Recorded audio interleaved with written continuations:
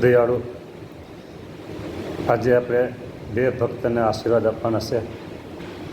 સવારે સ્નાન લીલાનો લાભ જેને લીધેલો એવા ધોળકિયા ડૉક્ટર હિમાંશુભાઈ દયાળુ, એમનો થાળ છે.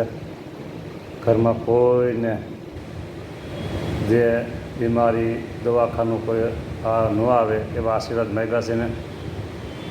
અને બીજા એક હરિભગત છે રાજકોટના મકનભાઈ,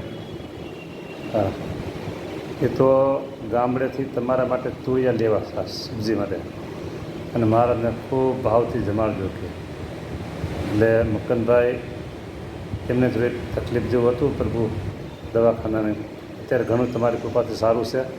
બધાને આશીર્વાદ આપો છો, એમાં બંને ભક્તોને આશીર્વાદ આપજો. દવાખાના